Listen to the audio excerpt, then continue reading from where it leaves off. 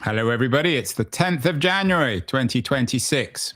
Thomas Jefferson Day in the United States. I'm half joking, of course. I don't think there's any particular association of 10th of January with Thomas Jefferson, although every day it seems in America is Thomas Jefferson Day, or at least every day there's something else about Jefferson, the symbol of America, of all its contradictions, its ironies, his hypocrisies. And my guest today has a new book out. There are many books on Thomas Jefferson, and he's written, in fact, many of them. Andrew Burstein, new book, Being Thomas Jefferson, An Intimate History, is out next week. And Andrew is joining us from his home in, yeah, you guessed it, Charlottesville, Virginia, where the great Jefferson lived, at Monticello. Andrew, congratulations, Andy, on the new book. I have to ask you, I mean, it's the standard question. Do we really need another book on Thomas Jefferson? Don't we know absolutely everything about the guy? We certainly don't. And there's some good reasons for that. I'm very critical of, I wouldn't have, at this stage in my career, I would not have authored another book on Jefferson, particularly not an intimate history, unless things had changed in the field. And there have been many Jefferson scholars. I've read so many biographies that are either hit pieces or that lionize him. What I do as a cultural historian, and what intimate history actually entails, is to go deep into the archive and look at the language of sensation. I mean, what made Jefferson, what made him iconic, and the reason why Americans quote Jefferson, look to Jefferson on an emotional level, is because he wrote with a musical cadence, poetically, at a time when most writers, certainly political writers, had a less open, they did not understand what he did about seducing the reader. And I use that word intentionally because that's what I've uncovered here. He applied that talent both in his famous political statements, such as the Declaration of Independence, his first inaugural address, which are beautiful works, which are emotionally laden works, and getting inside the mind and the heart of Jefferson is, and I'll give you another example. I associate him with the concept of American exceptionalism, that the emotionally driven language that he used, the seductive language that he used, was to establish America's moral superiority over the old world.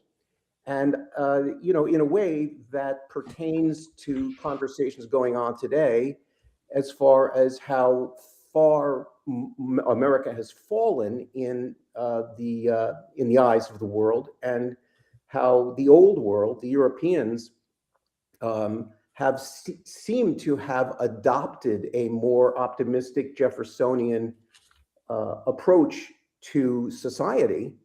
And America has become more socially conservative, less progressive. So if what you're arguing in Being Thomas Jefferson, that most people have missed the fact that Jefferson is an intellectual seducer, that he's in the business of getting his reader to fall in love with him or to do what he wants them to do with him, doesn't that make him very much of a late 18th, early 19th century European writer? I mean, there's nothing particularly original about that. Ever since anyone's ever picked up a pen, they've been in the business of seducing their reader.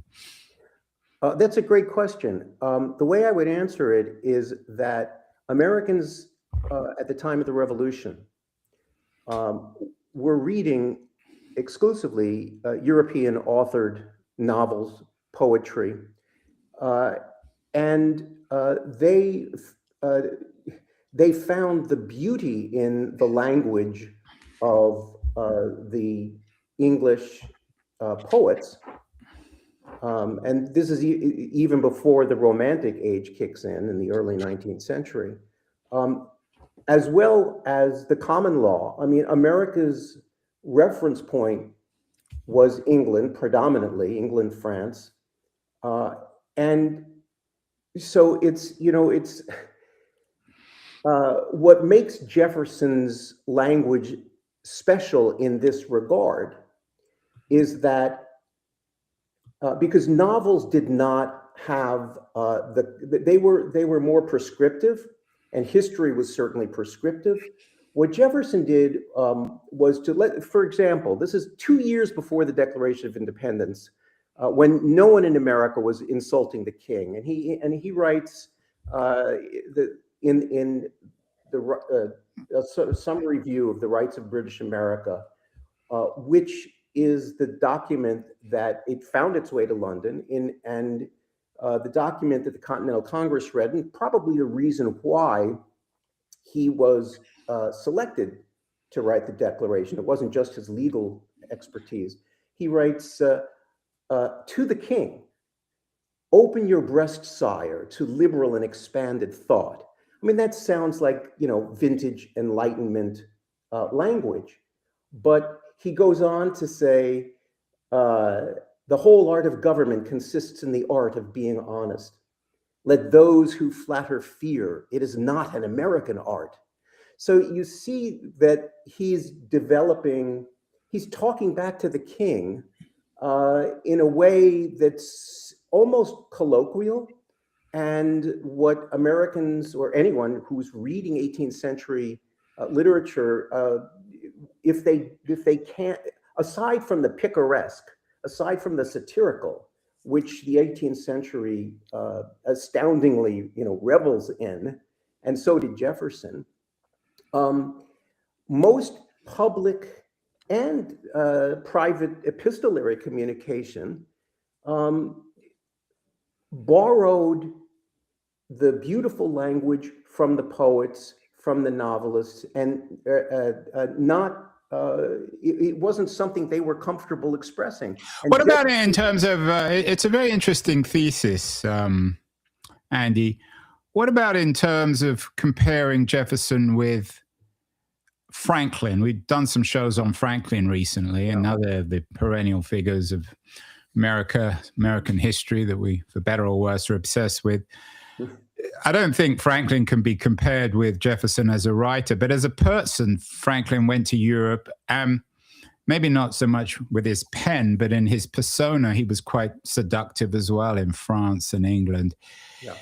Did Jefferson have the same human skills as Franklin, or was all his seductiveness focused or channeled through his pen, through the paper?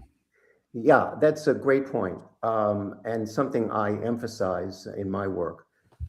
Jefferson was mild-mannered, did not speak much at all in legislative assemblies.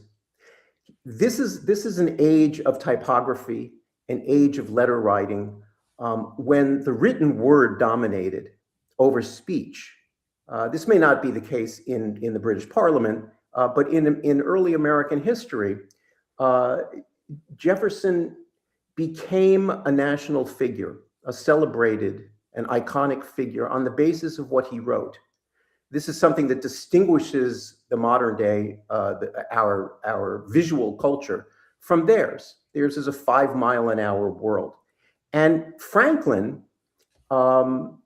had his almanac, Poor Richard's Almanac, that made him a millionaire.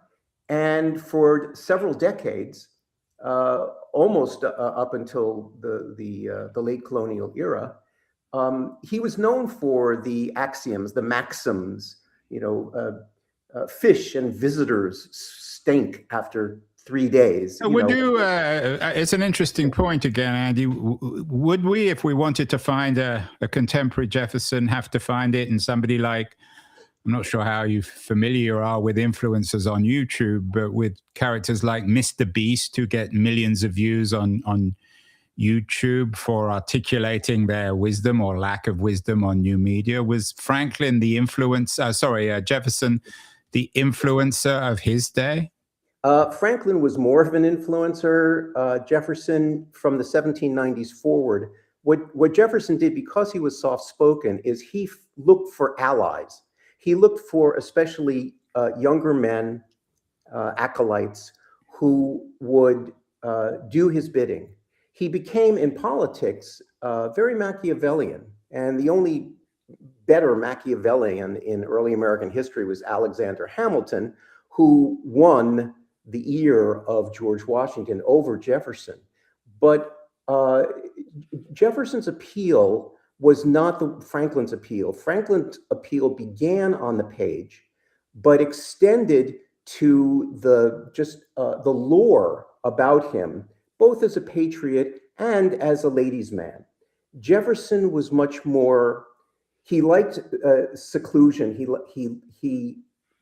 was obsessed with his privacy. I mean, the creation of Monticello, this retreat on the top of a mountain. He reached out to the world by letter. He communicated with the Enlightenment elites around the world by letter. A lot of these were intentionally, some unwittingly, but most intentionally published in newspapers. So people got to know their heroes on the basis of what they wrote when they read the newspaper. Unlike Franklin, who was clever, Jefferson drew from this language of nervous sensation, where his implicit understanding of the human condition allowed him to move from the Enlightenment school of reason, which was rational, understated, to the Enlightenment school where the nervous language he uses is if the monkish individuals ever felt one generous spasm of the heart, they would forsake forever their. Yeah, and you've written a book on the inner Jefferson, the outer Jefferson. That this book is Being Jefferson, so I guess it's a kind of an inner Jefferson in a different kind of way. How aware was he, in your view, Andy, of what he was doing? Is this just instinctive? He just sort of fell into this kind of, as you suggest, a kind of enlightened romanticism, a self-mytholization, which created this iconic giant in American history. Did he know what he was doing, or he just did what he did and the consequences followed? He absolutely knew what he was doing. This is what makes him so fascinating, so intriguing. This is a man who, a bibliophile, immense library at home, a political moralist who converted knowledge into feeling. So the political Enlightenment, resonates in Jeffersonian English, even now when we look back on it. He's a uniquely effective writer. I said that only Hamilton was the better Machiavellian. Jefferson knew exactly what he was doing.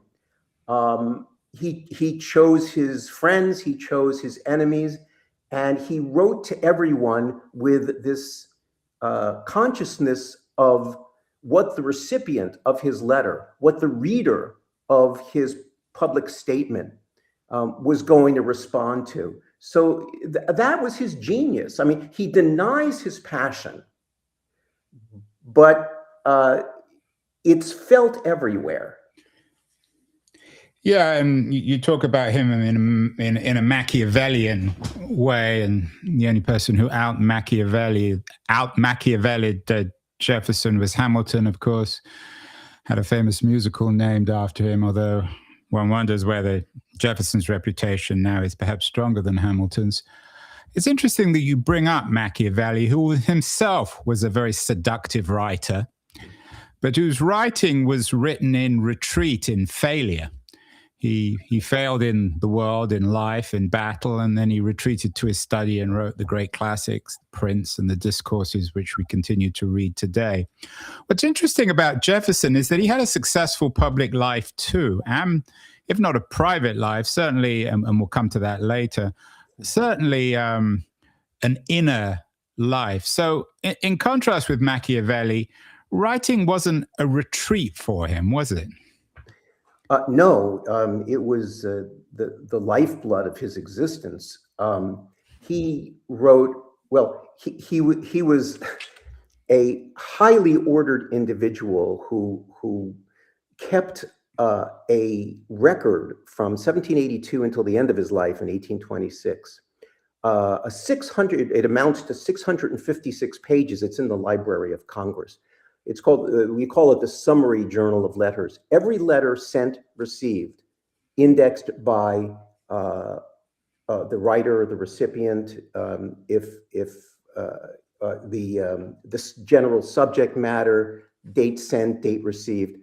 And he referred back to it constantly when he was writing to some other mover or shaker. So he had this need for control, and it was very effective in maximizing his social and political power. People came to Monticello just for the reason he wanted them there. That he was a self-taught architect, and Monticello was this Palladian Italianate inspired. Yeah, a remarkable place. I was there last year, although I have to say that given its size in American mythology, one of the things that struck me about going to Monticello was physically how small and cramped he is. But that's another subject. Another character who comes to mind in the way that you're describing the epistolary nature of Jefferson in being Thomas Jefferson. The European that most comes to mind isn't Machiavelli, it's actually Rousseau. How familiar was Jefferson with Rousseau? And would you compare the two in the way in which they use words and language to seduce their reader and try and change the world, and in their romanticism and their romanticization of the self? That's a great question, and it's one of the puzzles that historians have examined. He does not refer to Rousseau. He does not appear to have collected Rousseau.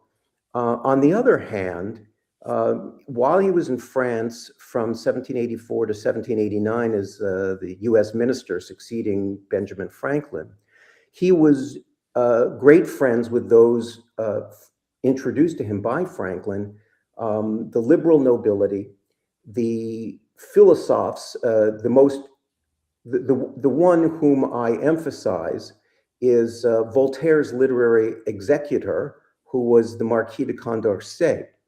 And with Condorcet, Jefferson found they were born the same year. They lost their fathers when young. They were both mathematical prodigies. I'm sure that they discussed. It's not possible to have lived in Paris in the 1780s or 90s and not know about Rousseau. I mean, it's unimaginable. It's like it's like going to England now and not knowing Shakespeare or something. Well, but the fact is that Jefferson's peers among the political elite, the American founders, they did not reference Rousseau. They certainly knew Voltaire. They knew him primarily through his plays, but and they knew English playwrights from the early 18th century. That was their lingua franca. Not native-born Americans. Who was Jefferson? Who did Jefferson publicly or privately acknowledge as his muse? I mean, and I want to come to this. You've written a fascinating book, another Jefferson book on what you call democracy's muse. how Jefferson himself became both the muse of FDR and Reagan and the Tea Party, probably Trump as well. But who was Jefferson's muse? That's a good question. I believe that, like everyone else with a college education, he was moved by the social commentary of Joseph Addison, the Spectator, Addison and Steele, again, from the early 18th century, but it lived on and was a part of, the growing up years of any literate colonial American. I think that style of writing, that observational style, the tone of social criticism, those were the kinds of things that influenced Jefferson as an influencer, to use that term again. But Lawrence Stern seems to be, yeah, I can imagine, the Tristram Shandy, A Sentimental Journey, the language of feeling. Jefferson was certainly, definitively moved by Stern, and so was John Adams, Abigail Adams. It was part of the way they all communicated, was again by either quoting poets or Shakespeare or someone like Stern, because everybody was in on it. It's like if we would refer to a movie that everybody had seen. The Godfather, right? Everyone knows the Godfather reference. So you're presenting him as very much of an 18th century figure, as a writer, as a sentimentalist, I guess, in a way, as someone who explored himself and attempted to get into other people. What about his writing on politics? How influenced, for example, would he have been by Burke on the French Revolution? And how did he come to his political views? It's never entirely clear to me what Jefferson's politics are. Perhaps that's one of his attractions. That's what makes him everybody's muse, because ultimately he never clearly had a politics. But who most influenced him politically? Was he familiar with Burke or with the French revolutionaries? Yes, but when Burke and Thomas Paine went up against each other, Jefferson was firmly on the side of Paine on the French Revolution, and he would have read Burke on The Sublime and Beautiful. He would have understood the philosophical underpinnings. But when it comes to politics, he was a radical. He was more understanding or forgiving of the reign of terror during the French Revolution. That's his remark about the Tree of Liberty and bloodshed. So was he, in a sense, an admirer or even of Robespierre? No, not at all, not one bit. It was the liberal nobility, Condorcet, who lost his life during the terror in 1794. Jefferson's other close French friend, Lafayette, Marquis de Lafayette, sort of a surrogate son to George Washington. Jefferson and the entire Lafayette family were quite close. And so these were the people who Jefferson left France, came back to become Secretary of State under Washington just after the storming of the Bastille, just a few months after that, and expected to come back to France, and that he was there to consult as diplomats even then did.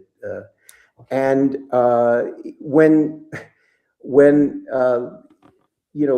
the French Revolution, after the Anglo-French War opened in 1793, and the terror kicked in. This put Jefferson in a very difficult position because he was an Anglophobe and a Francophile. And Washington, part of what happened in the Washington administration was that Washington's essential conservatism left him with Hamilton as his chief advisor, and Washington's suspicion about the direction of the French Revolution, where I said Jefferson was patient And sometimes he used hyperbole, the tree of liberty must be refreshed from time to time with the blood of patriots and tyrants. That's more than hyperbole. I mean, no, it is. Hyperbole was more acceptable. And when we read what Jefferson wrote, it sounds like he's an anarchist. But in the context of his time, and that was written to a friend, it wasn't something that was published in the newspapers then. We have access to 18,000 letters and every scrap of paper he ever left behind. So his reputation has evolved generation by generation, but we have to understand in historical context why a hyperbolic statement written to a trusted friend is not to be interpreted as a recommendation, a policy recommendation, nor it's Jefferson getting something off his chest. So this is one of the problems with some of the biographies that have been written about him. It's that when I said, he's either taken down as an inveterate owner of human property, and justly so. But again, looking in context, he wasn't great. He was unusual, but he shouldn't be singled out for. No, I take your point, Andy, although some people might think that you're actually having it both ways. On the one hand, you're presenting him as this epistolary figure, someone who lived through his writing, and on the other hand, suggesting you shouldn't always take what he wrote down too seriously because he meant it metaphorically. You've written also, again, I'm sure you're familiar with David Lodge's great book, Changing Places. You're the Morris Zapp, Andy, of Jefferson studies. You've written everything. You wrote a book on Madison and Jefferson as well with Nancy Eisenberg. To what extent was Jefferson an anti-federalist? And can, in political terms, the best way to try and make sense of where he was politically, beyond all the writing and the imagery and the romance, is to present him as an alternative to Madison's federalism? No. Madison and he were symbiotic, politically speaking, symbiotic. Very often because Jefferson didn't want to put his name forward, didn't want to get his name in the press any more than it already was. Madison, who never seemed to make enemies, unlike Jefferson, would write the newspaper hit piece on Hamilton, for example.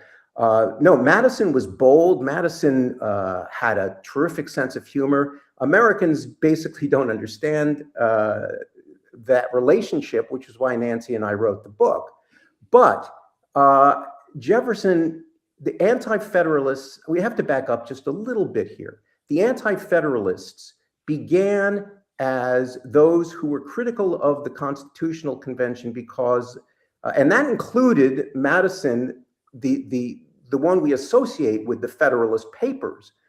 But the desire for a Bill of Rights, the fear of too strong a central government where ordinary citizens would not have a voice, those were the Anti-Federalists of the late 1780s.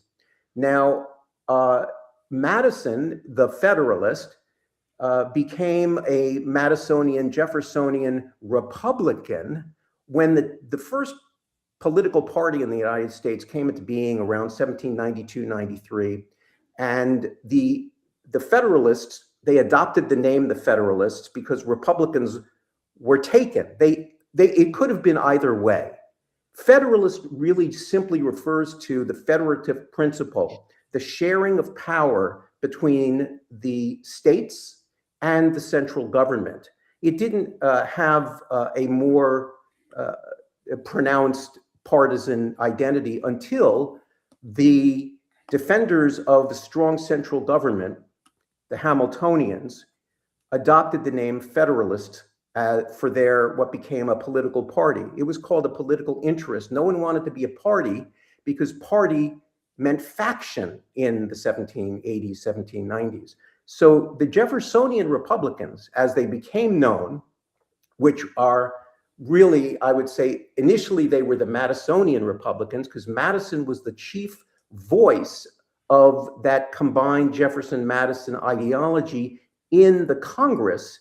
Jefferson, in the executive branch as Secretary of State, was trying his best not to interfere with the separate branch of government, the House and Senate. Okay, so Madison and Jefferson had a great deal in common intellectually, if not personally.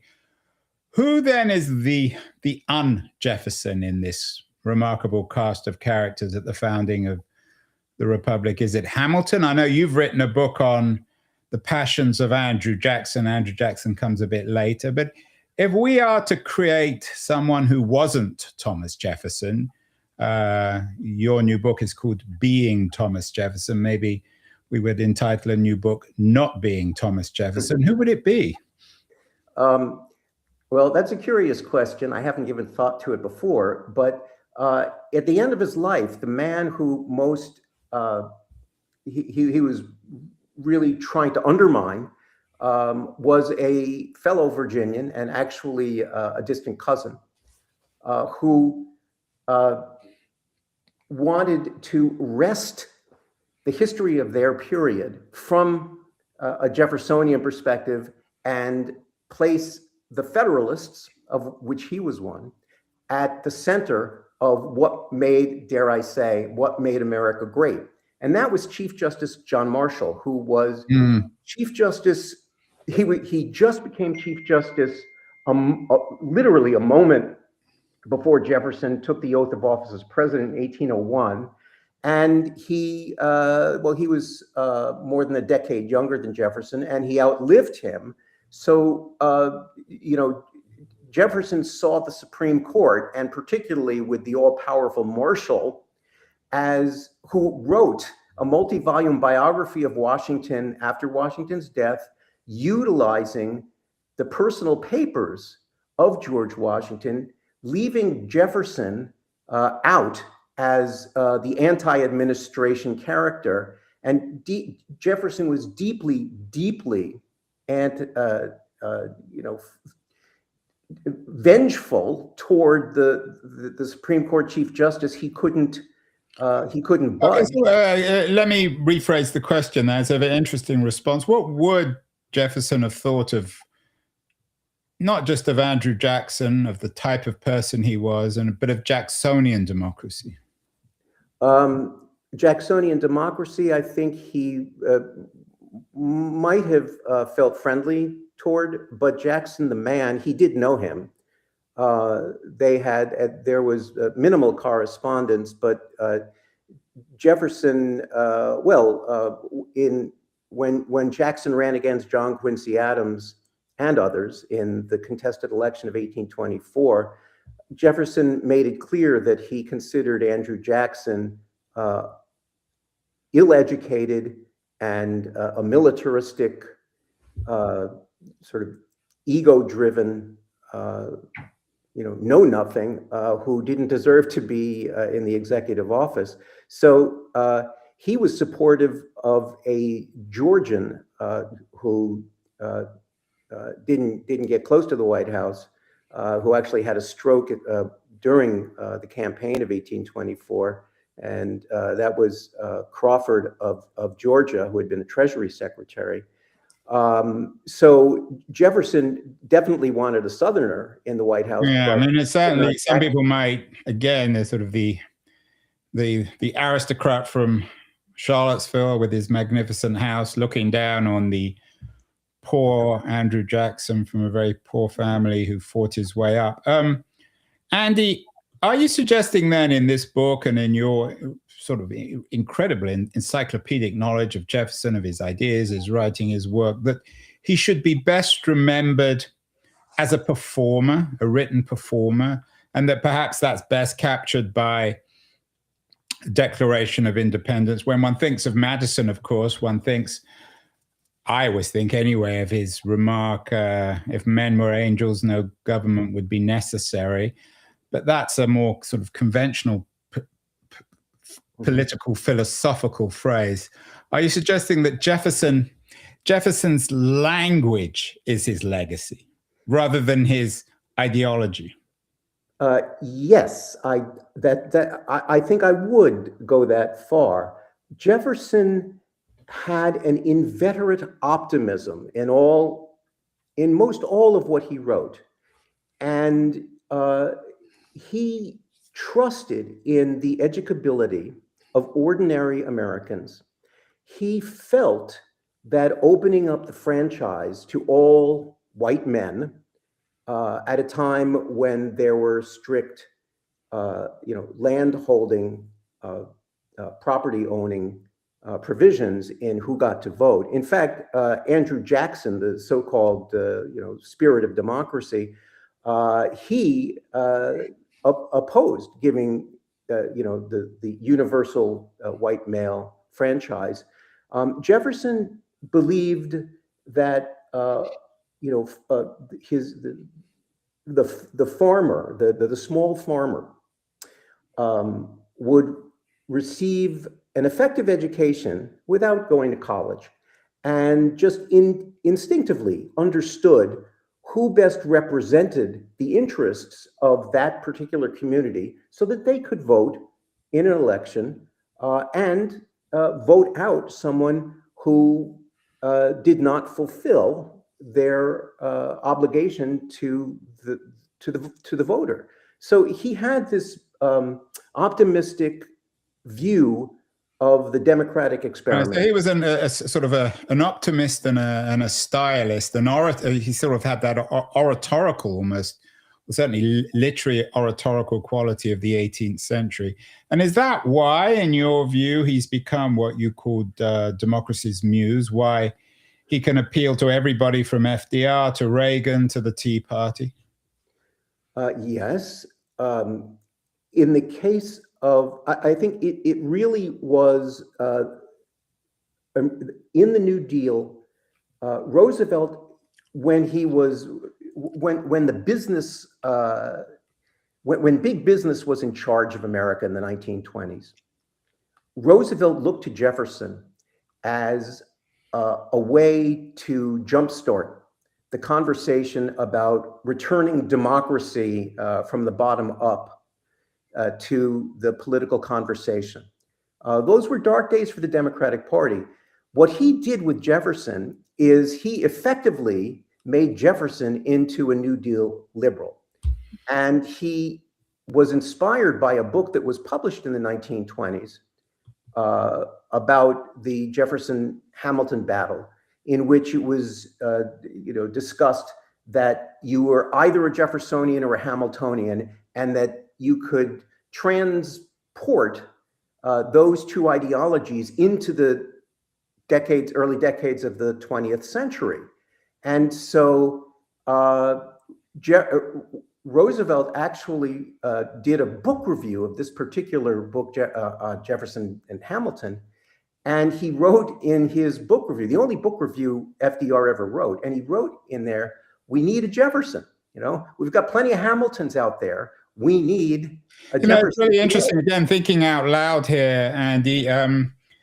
FDR, one of FDR's remarkable legacies was his ability to build this unholy alliance of Southern racists and African Americans and Northern liberals and so on and so forth. Do you think one of the reasons he chose Jefferson or chose to champion Jefferson and associate himself with Jeffersonian democracy was that Jefferson himself was able to do that, both as a slave owner in the South, in Virginia, and at the same time, supposedly a liberal and a rebel. So it wasn't perhaps coincidental that a masterful politician like FDR would have chosen Jefferson. They both came from the upper crust, from families that with long legacies in the country, and there's sort of that noblesse oblige. I mean, Jefferson was the aristocrat as Democrat, and you would say the same thing about Roosevelt. So I think that the parallels do kind of make sense, and it's easy to see why FDR would be able to extract the beautiful language, that is to say, the humane or humanistic language that Jefferson is best known for. And he was able to extract it and become, again, the champion of the common man. Jefferson was the first so-called man of the people. He cultivated, and this is part of the Machiavellian in him, he cultivated that reputation. And this is why Marshall's take on the founding, that was the dominant take at the end of Jefferson's life, so irritated him, because he cared deeply about how he was to be remembered and what his legacy would be. And he didn't want the Federalist interpretation of the Revolution. Jefferson was fine with having Washington as the larger-than-life hero, without whom America would not have become, would not have achieved victory, although it's really the French that gave it to us, but the victory in the Revolutionary War. So credit Washington with that. But Jefferson saw himself as the savior of the Republic, not Washington. He wanted to go down in history. And this is part of his desire for celebrity, is probably the most dynamic element in my interpretation in this book that's never been right. The person who comes to mind, again, the more you talk about him, the contemporary or more contemporary version of Jefferson would be Bobby Kennedy, who, of course, went to law school at UVA in Charlottesville, so presumably was reasonably popular. Another American aristocrat who attracted both the white working class and African Americans, and also combined all those contradictions and in a way allowed his brother JFK to be maybe the Washington of the revolution. Fascinating stuff, Andy. Last but not least, we have to, of course, come to the issue that still obsesses us in our age of identity politics. You know the issue. You've written on Madison and Jefferson. You've written on the inner Jefferson. You've written on Jefferson. You wrote a book on Jefferson's secrets. The secret, I'm not sure if he thought of it as a secret, but the secret that most obsesses us is the secret of his association with a slave woman called Sally Hemings, who he owned, who I think was his lover and the mother of some of his children. I don't want to revisit this completely because it's been done to death. But when I visited Monticello last year, I have to admit that the more time I spent there, the more I walked around, it was the ghost of Sally Hemings rather than of Thomas Jefferson that most intrigued me. But maybe that's the way it's been left for visitors. How does the Hemings slavery issue, how does that connect with your analysis in your new book, Being Thomas Jefferson? Do you bring anything new to this, what at least seems to most people, including myself, this absurd contradiction, this hypocrisy between the man who wrote the Declaration of Independence and the man who turned Sally Hemings into his own concubine? Yeah, it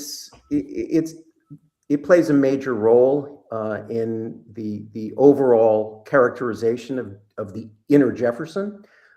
First of all, I mean, I could talk for an hour just about this subject. Maybe we'll do another show on it. Talk for 5 minutes. First of all, Sally Hemings, he knew from infancy. She was the child of his father-in-law, all right? So Jefferson's wife, Patty, he called her, died after they were married 10 years. They were married in 1772 and she died in 1782. Sally Hemings was Jefferson's wife's half-sister. She was said to be attractive, very attractive, one of the testaments comes from an enslaved man who knew his master well and knew Sally Hemings and her family well. I've described the Hemings family as a parallel subordinate family. They were treated special they were Sally was 3/4 white, 1/4 African American. She was said to appear almost nearly white. And I think we can speculate that there's a fair chance that she in some way resembled her half-sister, his late wife. The question that I examine, I think might interest you, given your recent visit to Monticello and the sense you got from going there about Sally, is that why did Jefferson, who was in debt, who inherited his father-in-law's debt and could never get out of debt, why did he not do what everyone else in his position did and marry a second time to the daughter of another planter? They would marry their fortunes together, and he would have made out well. Instead, for reasons that I get into in the book, his personal sensitivity, his personal need for secrecy, for privacy, and that control element that defines him as the master of this mountain. He chose his wife's half-sister for reasons that I examine. Now, as this pertains to slavery, and Jefferson is a slaveholder, the best thing that we can say about his decision in that regard is not that he emancipated anyone, because only those who were biologically related to him were emancipated at the end of his life, when he was, the equivalent of several $1 million in debt. But he left it to the next generation. He embraced the anti-slavery writings of a number of European and American thinkers. He didn't go up against his Southern peers, his friends, fellow planters, because he didn't take those kinds of chances. So his need for control, combined with his desire to go down in history as well, he doesn't want to get in trouble with posterity. Had he known that his political legacy was going to, which is generally positive, was going to be marred and statues torn down of him because he was a slaveholder, had he known that, I believe he would have done more, at least rhetorically, to speak in favor of the humanity of those who were enslaved. Instead, what he did is double down on his belief, we call it scientific racism, that black and white could not live together, that there was too great a cultural distance, that antagonisms had built up over a few centuries already, and that the humane thing to do was to recolonize emancipated slaves overseas, either or in Haiti, South America, Africa. They would be returned from whence they were kidnapped. And he thought that this would be regarded as the humane, liberal perspective. And for a while it was. But this is why he did not anticipate. But it's Andy, you deal with this all the time. You sometimes seem to be making excuses for Jefferson, but in your mind, in the mind of Andrew Burstein, this isn't an excuse, is it? No. It's not the job of the historian to look with favor on a historical character. All I try to do in all of my books is to let the evidence speak for itself, to look in the historical context. What was permissible? Why was it permissible? We don't look to Jefferson's misogyny, right? To the misogyny. The kinds of joke, you would see humor published in the newspaper making fun of women and womanhood. Jefferson believed that women had, only nature wanted them in the domestic sphere. He was deeply conservative in this way. And yet Aaron Burr was decidedly a feminist. The Marquis de Condorcet, whose anti-slavery writings Jefferson tried to translate and get published in the United States, like having someone else do the work for him that he wasn't bold enough to do. Condorcet was a feminist. Now, Jefferson could have been more progressive had he imbibed more of the spirit of the French Enlightenment from Condorcet and others he knew. But he, on returning to Virginia in 1790, he became a parochial Virginian again, a defender of the enslavers. And it was because he judged that there were national, political, ideological means of saving the Republic, preserving the Republic, and that took precedence over everything else in his life. It's remarkable among them being slavery. George Washington didn't owe anybody anything. He was rich in land, in slaves. His wife, Martha Washington, her half-sister was a slave who lived on the Mount Vernon plantation. George Washington had more influential power in America than anyone. Yeah, it's no wonder, the more you talk, it's no wonder that we can't get beyond trying to figure out the legacy of slavery. That's what being Thomas Jefferson's all about. Fascinating conversation, Andy. And the more I think about it, actually, I mean, this endeavor of getting into Jefferson's heart and soul, his inner life, maybe what you're, and this is a final question because we've got to end. We've gone on a little long. I apologize. Maybe the best way to write about Jefferson is in fictional form rather than in nonfiction. You're a historian. You're obviously a nonfictional writer. But might what you'll really be saying that the best way to understand Jefferson is through a novelist, a fine novelist who would write a book about being Thomas Jefferson? I'll just say this to wrap up. I'm interested in the psychological elements in his social circle, in that political climate. And a professional historian can do that work.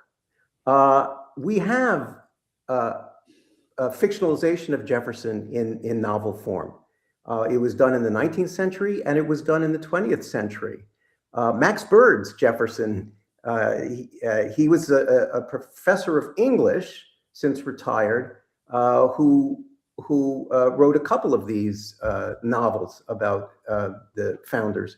Gore Vidal's Burr. Right, I was thinking of Gore Vidal. Yeah, so there's room for all of us, but clearly Americans need to understand their history beyond the compressed history that they get in high school textbooks. And Jefferson is an endlessly fascinating individual. Right, I think that's what we can conclude, Andy. Yeah. We may not agree on everything, but the one thing we can we agree on is that Thomas Jefferson is certainly not dead, and being Thomas Jefferson means he's very much alive. Congratulations on the new book. Thank you. I assume you've got another Thomas Jefferson book in the works. No way. This is it. You probably say that after every book on Jefferson you write. Anyway, congratulations, Andy, on the book. Fascinating conversation about perhaps the most fascinating figure in American history.